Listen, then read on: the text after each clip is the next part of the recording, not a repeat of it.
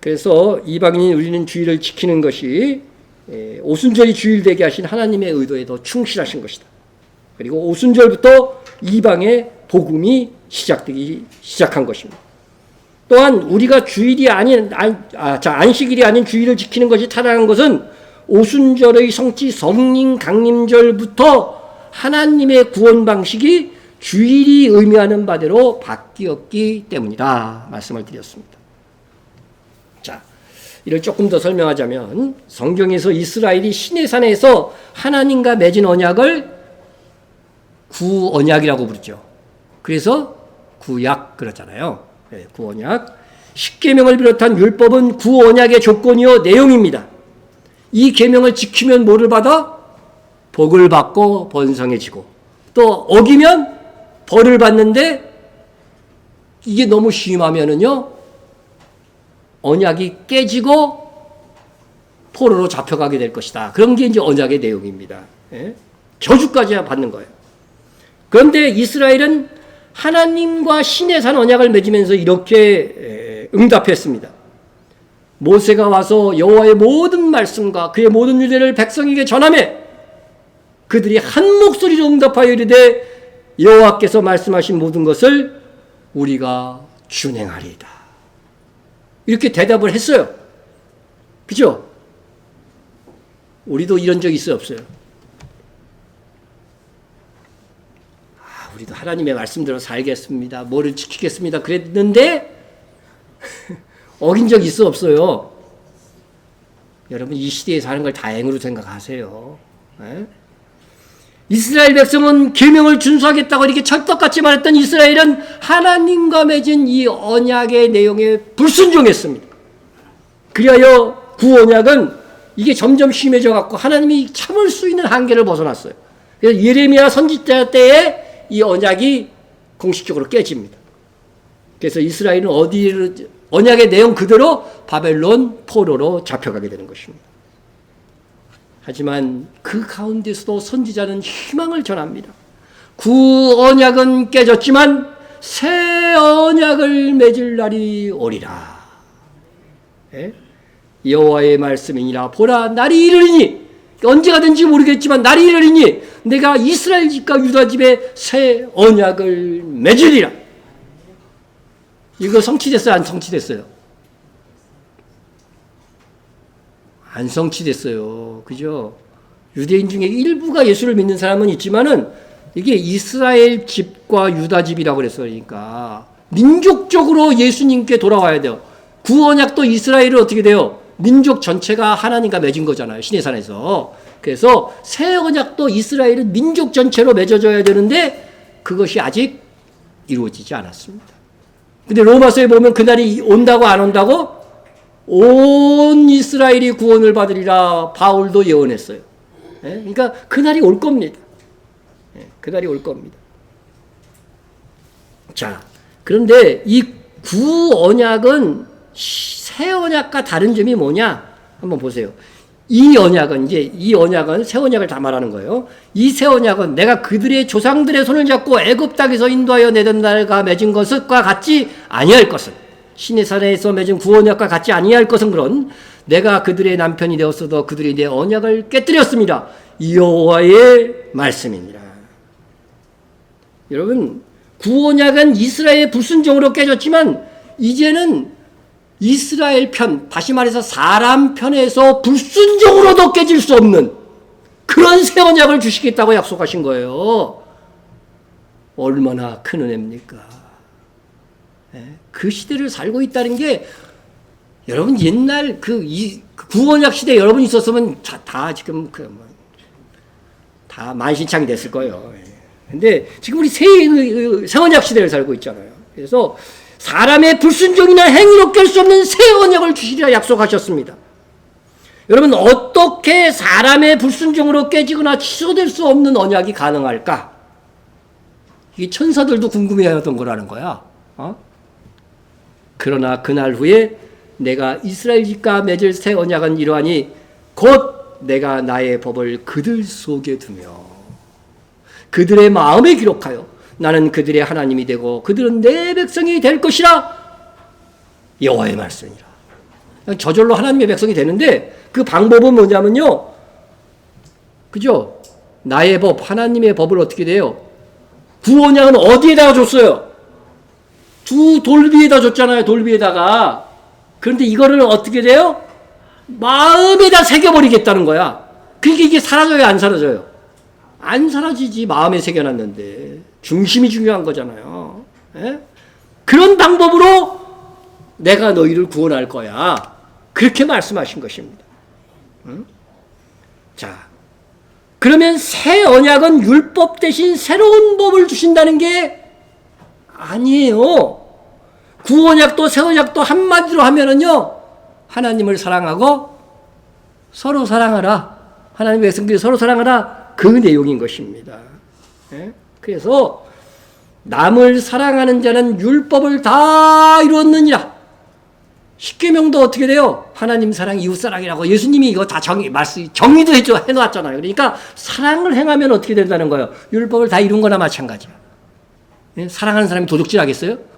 저 사람을 사랑해야 되는데 도둑질 하겠어요? 거짓말 하겠어요? 안 되는 거죠. 이게 남을 사랑하는 율법을 다 이루었다. 구언약 그것도 그래요. 그러나 예수님께서 오셔서 새 언약의 계명을 주셨는데 뭔지 아세요? 새 계명을 너희에게 주노니, 새 언약의 계명을 너희에게 주노니 뭐라고요? 서로 사랑하라. 내가 너희를 사랑한 것 같이 서로 사랑하라. 그러니까 구언약도 사랑이고 새 언약도 뭐예요? 사랑이야, 사랑. 그러니까 여러분 구언약이나 새 언약이나 언약의 내용, 핵심 내용은요 사랑이라는 것이죠. 자, 그러면 새 언약과 구언약이 다른 점이 뭐냐? 구언약은 하나님의 법을 두 돌판에 새겨서 줬지만 새 언약은 그들 속에 두며 우리 마음 속에 둔다는 거예요. 마음 속에 하나님의 법을 둔다는 것입니다. 이런 달리 말하면 새 언약은 언약의 내용을 수정하는 것이 아니라 구원하시는 하나님의 열심이 더하여진 것입니다. 구원약처럼 이스라엘의 불순종으로 깨지는 불상사가 다시는 발생하지 않도록 하기 위해서 하나님의 말씀을 어디에? 우리의 마음속에 깨질 수 없도록 넣어주신 것입니다. 예? 이스라엘은 하나님의 법인 율법을 지켜 구원받으려고 했지만 불가능했습니다. 실패했습니다. 그런데 새 언약은 하나님의 법이 마음에 새겨집니다. 그러니 말씀에 대한 믿음이 사라지지 않습니다. 구원약 시대는 율법을 지키므로 의롭게 되었습니다. 우리는 뭐로 의롭게 돼요? 믿음으로 의롭게 됩니다. 말씀에 대한 믿음. 그러니까 우리는 이 믿음만은 지켜지게 되면 어떻게 돼요? 이 말씀에 대한 믿음을 마음 속에다 뒀으니까 이게 지켜지는 거예요. 지켜지는 거예요. 그래서 예레미야 선지자는 이렇게 될 것이라고 말씀하고 있습니다. 그들이 다시는 각기 이웃과 형제를 가리켜 이르기를 나는 여호와를 알라 하지 아니하리니 이는 작은 자로부터 큰 자까지 다 나를 알기 때문이라. 여호와의 말씀. 예. 여러분 한 번 믿으면은요 계속 믿어져요. 그리고 이 믿음이 확실해. 예수를 믿는 믿음이 확실해. 예수님이 나의 죄를 대신해서 죽으신 것이 믿어져. 그래서 정말 믿은 사람끼리는요, 너 믿어 안 믿어 이렇게 말할 필요도 없다는 거야. 작은 자로부터 큰 자까지 다 믿어지고 예수님을 나의 구세주로 알게 됩니다. 그러니까 어떻게 돼요? 내가 그들의 악행을 사하고 다시는 그의 죄를 기억하지 아니하리라.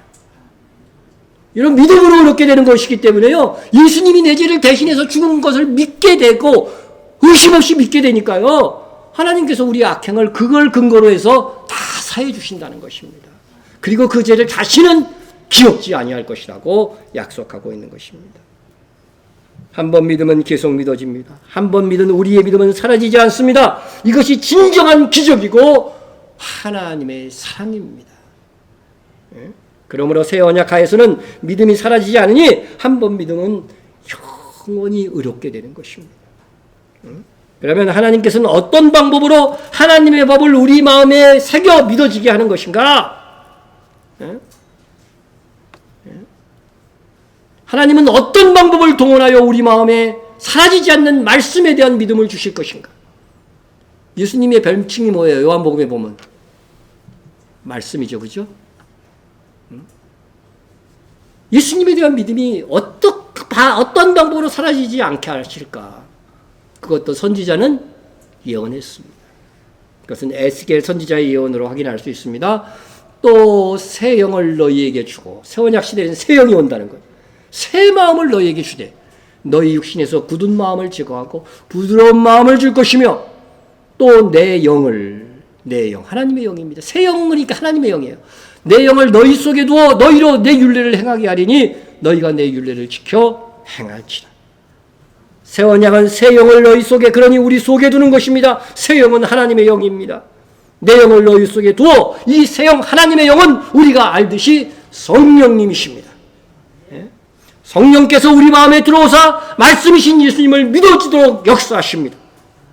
믿음으로 의롭게 되는 것이 새 언약의 법인데, 우리 마음속에 들어오신 성령께서 우리의 믿음만은 지켜주신다고 하니 율법의 요구대로 의롭게 되어서 우리가 구원을 확신하게 되는 것입니다.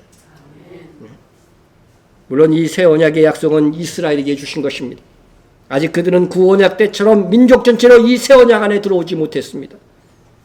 그들에게 민족적으로 예수를 믿는 믿음이 없기 때문인 것입니다. 하지만 유대인 중에 일부는 첫 열매로서 이 새 언약 안으로 들어와서 이방인에게 복음을 전해준 것입니다. 여러분, 그래서 이게 유대인이 첫째로 장자라고 그랬잖아요. 그래서 이 새 언약도 첫 열매로 새 언약에 들어온 사람들은 유대인이에요. 장자란 말이죠. 그러니까 저는 휴거도 유대인들 14만 4천이 먼저 될 거라고 생각해요. 그 다음에 이방인의 공개적인 휴거가 있을 것이다 생각이 됩니다. 자, 어쨌든 그리하여 이방인인 우리가 먼저 예수님을 믿고 성령의 내주하심으로 새 언약을 맺게 된 것이다. 자, 이 새 언약의 특징은 구원약처럼 이스라엘의 불순종으로 깨질 수 없는 언약이라는 것이 가장 큰 특징임을 예레미야 선지자는 예언해 두었습니다. 우리가 예수님을 나의 죄를 대속하신 그런 구세주로 믿으면 우리는 하나님과 뭐가 체결된 거예요? 영적으로 새 언약이 체결된 것입니다. 예수님께서 죽으실 때 나의 피는 무슨 피라고 그랬어요? 많은 사람을 위하여 흘리는 바 새 언약의 피니라. 누가복음 22장 20절 말씀이에요. 자, 그러면 예수를 믿으면요, 성령께서 내 안에 딱 내주하시는 거예요. 그죠? 내 안에 내주하셔요. 그래서 그 믿음을 지켜 한 번 구원이 영원한 구원이 되게 하십니다. 이것을 우리는 뭐라고 부르냐면 성령 세례라고 부르는 것입니다. 또 다른 교파나 다른 데서는요, 많은 분들이 성령 내주와 성령 세례는 다른 것이라고 말하기도 합니다. 그러나 이는 같은 것입니다. 성령 세례는 성경에 보면 뭐라고 했냐면요, 구원의 표라고 했어요. 구원의 표. 성령 세례는 능력과 무슨 성숙의 표가 아니라 성경은 구원의 표라고 했어요. 그러므로 성령의 내주하심이 있는 사람은 구원이 보장된 성령 세례를 받은 것입니다. 그것을 꼭 기억하세요. 자, 그것이 오순절 성령 강림절부터 시작된 것이다. 그리고 지난 주부터 예고했던 오순절에 누룩 넣은 떡을 드리는 이유에 대해서 말씀을 드리겠습니다. 오순절에는 신자를 의미하는 밀을 드립니다. 그죠? 밀을 드려요. 좀 이상한 것은 뭐를 넣어요? 밀에다가 누룩을 넣는 것이죠. 너희 처소에서 10분의 2 에바로 만든 떡 2개를 가져다가 흔들지니, 밀 2개에 누룩을 넣은 거, 이 떡이에요. 제가 흔듭니다. 막 흔들었어요. 그죠? 이렇게 하라고 돼 있다니까. 여러분, 이게 다 의미가 있는 표현이에요. 이게 하나의 퍼포먼스지만 그걸 보면서 하나님의 구원을 기억하라는 거예요. 왜 흔들었는지도 나중에 설명할게요. 이는 고운 밀가루에 누룩을 넣어서 구운 것이요. 누룩을 넣어서 구운 것이요. 첫 요제로. 흔들어서 드리는 게 뭐예요? 요제라고 하는 거예요. 흔들 요자예요. 흔들 요자. 여호와께 드리는 것입니다. 예.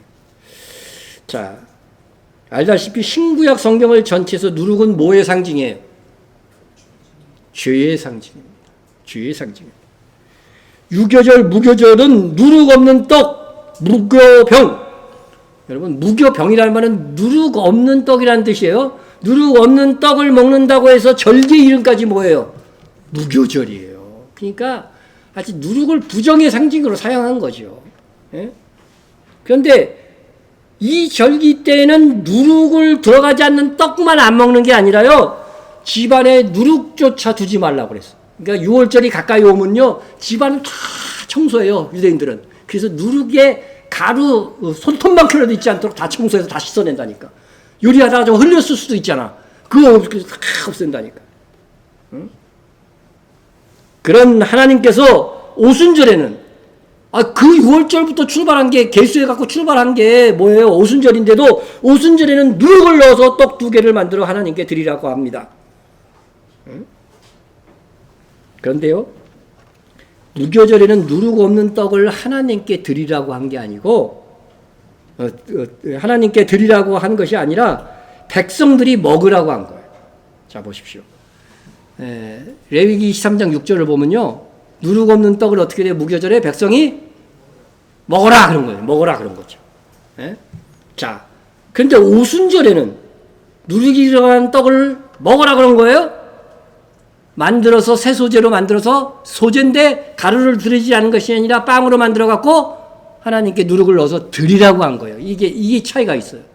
예? 자, 누룩 없는 떡은 백성이 먹어야 돼요. 떡은 누구를 가리키는 걸까요? 주님이 오셨을 때 뭐라고 그랬어요? 나는 떡이라고 그랬어요? 아니라 그랬어요? 떡. 나는 떡인데 하늘에서 내려온 떡. 생명의 떡이라고 하신 거죠. 그러니까 이 누룩 없는 떡은 누구겠어요? 예수님이죠. 우리가 예수님을 먹어야 됩니다. 성찬식 때 떡을 먹는 걸 뭐라고 표현하고 있어요? 나의 몸을 먹는 거다. 그러니까 결국 누룩 없는 떡은 예수님이에요. 누룩 들어간 떡은 누구를 상징할까요? 잘 아시네, 나. 죄 많은 나. 백성, 우리를 뜻하는 것입니다. 우리를 뜻하는 것입니다. 예. 누룩 없는 떡고 죄 없는 떡은 예수님. 그리고 성경에도 나와 있죠. 우리에게 있는 대제사장은 모든 일에 우리와 똑같이 시험을 받으신 일에 죄는 없으시니라. 그러니까 누룩 없는 떡은 예수님이에요. 예? 자, 그래서 따라서 무교절에 백성들이 보리 무교병을 먹으라고 한 것은 당신의 몸을 찢겨 우리 죄를 없이 한 무교병 대신 예수님을 믿으라고 하신 뜻이에요.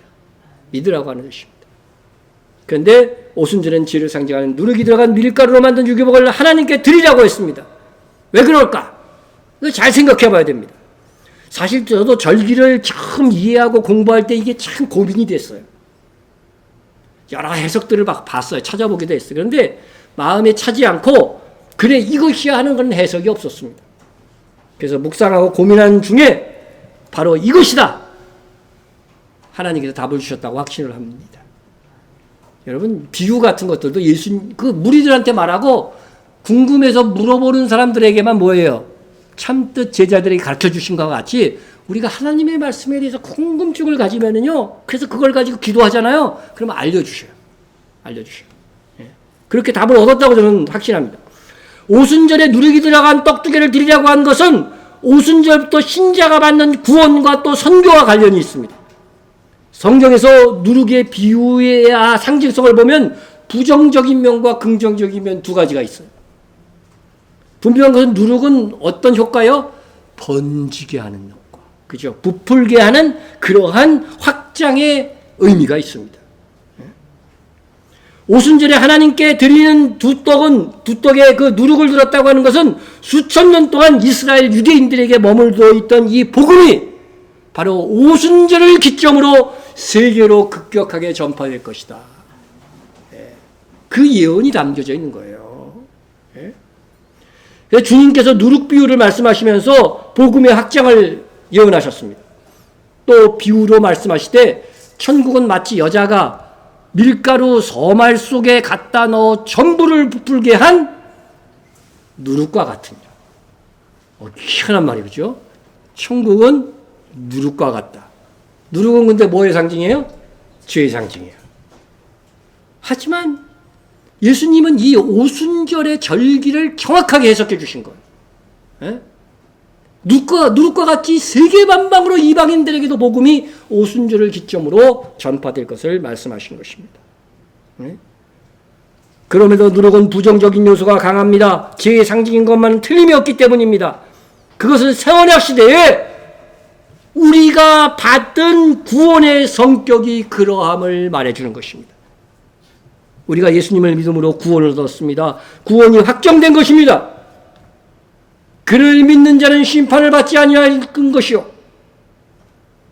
여러분 심판 안 받아요. 이제 예수 믿었으니까. 그죠? 그래요 안 그래요? 근데 바울이 뭐라 그래요? 우리가 다 그리스도의 심판대 앞에 서게 될 것이다. 그래서 선악간의 심판을 받게 될 것이다. 그랬죠? 심판 받아요 안 받아요? 근데 여기서는 왜 심판 받지 않는다고 그래요? 그 심판은 뭐죠? 그렇죠. 정확하게 말씀하셨어. 그리스도의 심판 때는 선악간 행위에 대한 심판이에요. 그런데 그리스도를 믿는 자는 지옥 가는 심판은 안 받아요. 계시록에 보면 흰보자 심판이라고 있잖아. 이거는 공과가 있든 없든 다 어디는 가요. 불모 지옥에 가는 사람들의 심판이에요. 그 심판을 받지 않게 된다는 거예요. 그러니까 믿기만 하면 어떻게 된 거예요? 이 지옥은 안 가는 게 확정된 사람이라는 거예요. 무릇 살아서 나를 믿는 자는 영원히 죽지 아니하리니 이것을 내가 믿느냐? 여러분은 예수님을 믿음으로 사망에 이르지 않는 심판을 받을 것과 영원히 죽지 아니하실 것을 믿습니까? 아멘. 다시 할게요. 아멘. 이거 중요한 거야.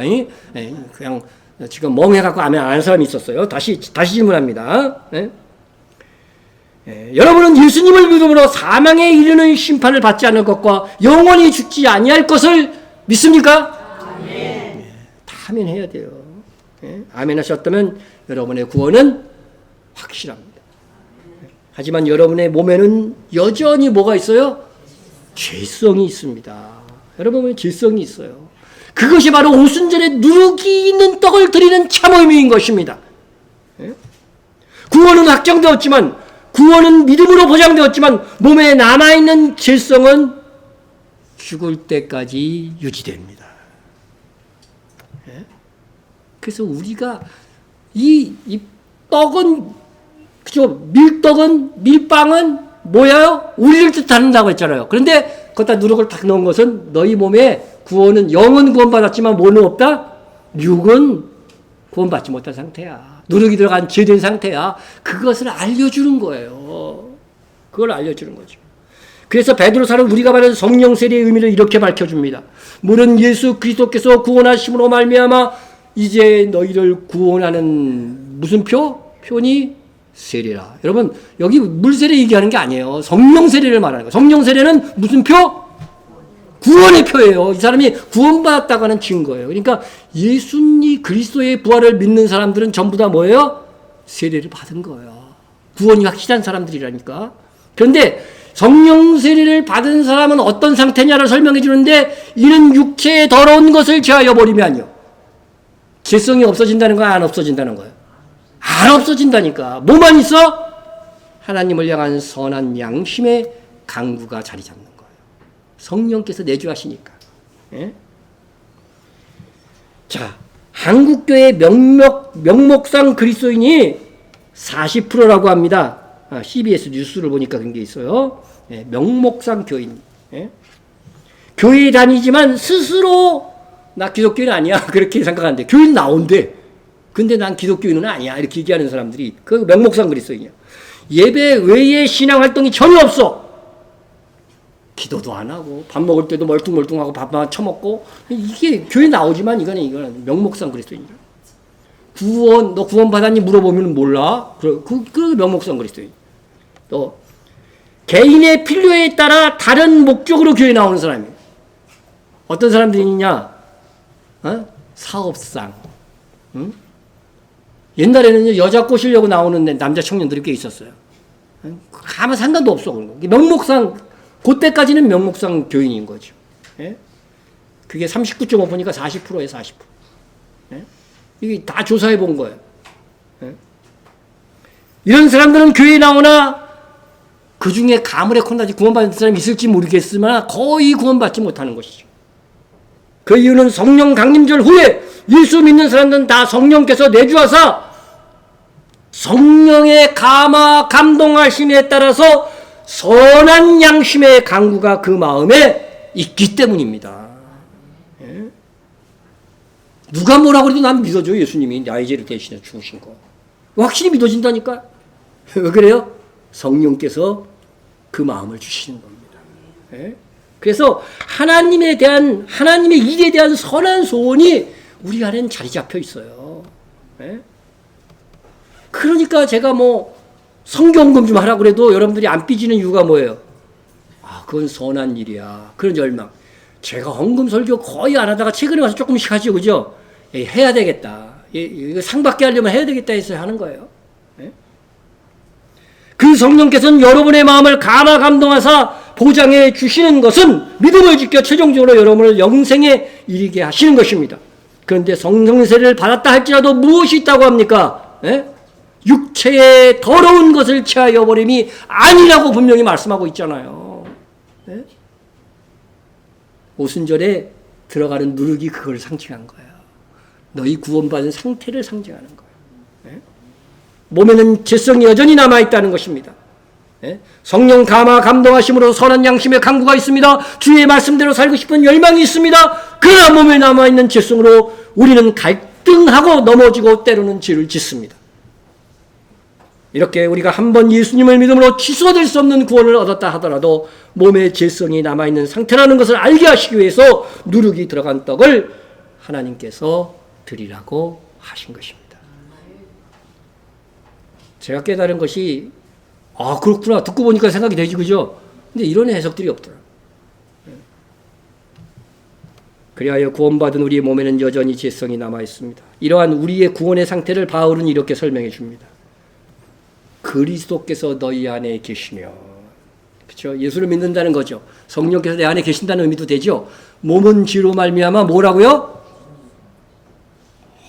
죽은 거래. 여기 분명히 나와 있잖아요. 영은 뭐예요? 의로 말미암아 살아있는 것이다. 한 번 구원이 영원하다는 것은 우리가 중요한 건 영이잖아. 영. 그 의미지. 그 영을 담고 있는 몸은 여전히 죄성으로 인해서 죽은 상태라는 거예요. 죽은 상태라는 거예요. 그걸 분명히 말씀하고 있어요. 하지만 영은 살았고 육은 죽은 것이지만 그게 육체에서 전한 게 나올 수 없어요.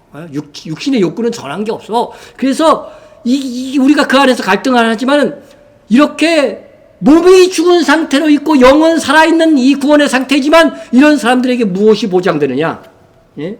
예수를 죽은 자 가운데서 살리시는 이의 영이 너희 안에 거하시면, 여러분 성령이 내주에 대한 거죠. 그리스도 예수를 죽은 자 가운데서 살리시니가 너희 안에 거하시는 그의 영으로 말미암아 너희 죽을 몸도 살리시리라. 지금은 아니지만 우리의 몸도 부활하여 죄 없는 죄성이 없는 몸으로 부활할 것이 뭐가 된다는 거예요? 보장된다는 거예요. 보장된다는 거예요. 이게 은혜인 거죠. 그런데 우리의 행위를 따라 착하게 살면 그렇게 해주겠다는 거예요? 이게 딱 나와 있잖아. 그의 영으로 말미암아요. 성령께서 우리의 믿음을 지켜주시니까 가능하다는 거예요. 이 진리, 이 깊은 진리를 좀 아세요. 그리고 남한테 설명할 수 있어야 돼요. 여러분 다른 교회들한테 이거 설명하면 백발백중 몰라. 예?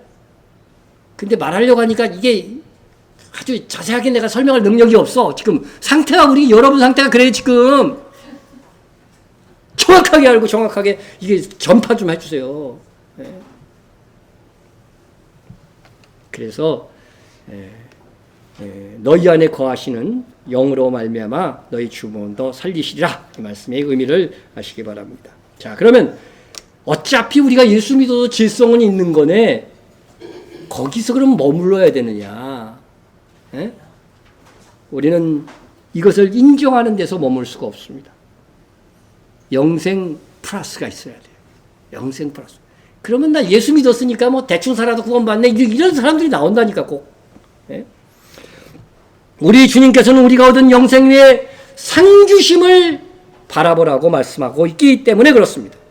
우리가 예수님을 믿으며 성령께서 내주하셔서 우리의 구원을 보증하심으로 우리의 몸에 죄성이 여전히 남아 있습니다. 그러나 이것이 우리에게 주는 도전이 있습니다. 네? 죄와의 싸움에서 이기라고 하는 것입니다. 그래서 주님 다시 오실 때 주실 상을 획득하라고 하는 것입니다. 네? 아니 행위와 상관없이 다 구원받으면 다 똑같은 구원이 되면은 그 다음부터 개판치면서 할 거 아니에요. 이거 안 봐도 뻔해. 네? 그런데 뭐예요? 너희 몸에 죄성이 있어. 죄의 욕구가 있어. 그거 이겨서 내가 올 때 상 좀 탈래? 그렇게 말씀하시고 계신 거예요. 네? 이것이 우리의 몸의 죄성을 남겨주신 하나님의 이유인 것입니다. 근데 이게 쉬워요? 안 쉬워요? 안 쉬우니까 상을 주는 거라니까. 바울조차도 이렇게 말했어요. 우리 곧 성령의 처음 익은 열매를 받은 우리까지도. 여러분 성령의 처음 익은 열매를 언제 받았을까? 오늘 오순절에 받은 걸 얘기를 하는 거예요. 처음 익은 열매 받은 우리까지도 속으로 탄식하며 양자될 것 곧 우리 몸의 속량. 이게 뭐예요? 몸의 부활. 죄성 없는 몸의 부활을 기다린다고 하는 것입니다.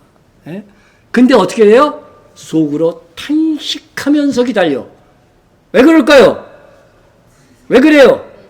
예? 육신의 몸에서 요구하는 죄성으로 인해 탄식하는 것입니다. 이게 지독해. 누구하고 가서 화해하려고 갔다가 얘기하다가 다시 한번 더 크게 싸우고 온다니까. 여러분 우리의 마음을 죄에서 오는 있으나 우리의 마음을 다스려야 됩니다. 다스려야 돼요. 우리는 그날에 오기까지 누룩 죄를 이기기 위한 거룩한 탄식 있는 신자입니다. 예? 죄와 불꽃 튀는 싸움이 있는 사람이 성도인 것입니다. 몸의 죄성과의 싸움이 바로 다른 것이 아닌 영적 전투인 거예요. 예? 누룩, 구원받았지만 누룩, 곧 죄성이 몸에 배어있는 여러분, 하나님께서 우리 몸을 어떻게 드리라고 하십니까? 어떻게 드리라고 하셔요? 그러므로 형제들아 내가 하나님의 모든 자비하심으로 너희를 거러하니 너희 몸을 하나님이 기뻐하시는 거룩한 산제물로 드리라. 이는 너희가 드릴 영적 예배니라. 정말 영적 예배는요, 집에 가서, 그죠? 직장에서, 그죠? 산제물로 드리는 겁니다. 산제물. 누룩이 남아있는 죄성이 남아있는 우리 몸이지만 하나님께서 죄를 이기고 우리를 거룩한 산제물로 드리라고 하십니다. 여러분, 제물은 일단 어떻게 하는 거예요? 죽이는 거야. 죽여서 드리는 거라고 하는 것입니다. 그러니까 우리에 있는 누룩으로 인한 이 죄성을 죽임으로 인해서 우리가 산제물로 하나님 앞에 우리 몸을 드릴 수 있는 겁니다. 예? 오순절에 드리는 밀로 만든 유대인과 이방인을 뜻하는 것은 이 두 개의 떡은 하나님께서 유제로 드리라고 하신 이유가 여기에 있는 것입니다. 예? 다시 말씀 보게. 너희 조선의 10분의 2 에바로 만든 떡 두 개를 가져다 흔들지니 이는 고운 가루에 누룩을 넣어서 구운 것이 이는 첫 요제, 첫 열매 요제라는 거예요. 첫 요제를 여호와께 드리는 것이. 예? 요제는요, 거제와 비슷한 건데 거제는요 들었다가 내리는 거야. 이런 퍼포먼스를 하는 거예요. 근데 요제는 뭐라고요? 막 더 강렬한 거야. 이게 더 강렬한 거라니까요. 네, 더 강렬한 것입니다. 네? 자, 이렇게 거제나 요제는 뭐냐면요, 하나님께 올려드렸다가 또 어떻게 돼요? 돌려받는 의식이에요. 돌려받는 의식입니다. 하나님께 드리고 다시 돌려받습니다. 하나님께 드릴 때는 자기 죽음을 드리는 것입니다. 재물은 죽은 자, 재물의 죽임은요, 자의 죽임입니다. 그래서 돌려받을 때는 그에 관련한 생명의 선물을 받게 됩니다. 초실절에 의미하는 그 초실절에 보리한단도 어떻게 드렸어요? 요제로 드리라고 되어 있어요. 예수님은 죽음을 드렸습니다. 그러나 부활 생명으로 되돌려 받으셨고, 빌립보서 2장에 보면은 만물 위에 뛰어난 이름이 되셨다. 우리도 죽음을 드리면, 그게 순교자가 최고의 큰 사인가. 우리 자아를 죽이고 드리면은 만물 위에 뛰어난 이름이 되어야 안 돼요? 지어야 돼요. 돼요. 어떻게? 예수님과 함께 왕노릇하게 되므로. 이렇게 성경이 다 연결되어 있는 것입니다. 예? 하나님께 바쳐진 제물은 반드시 죽여야 됩니다.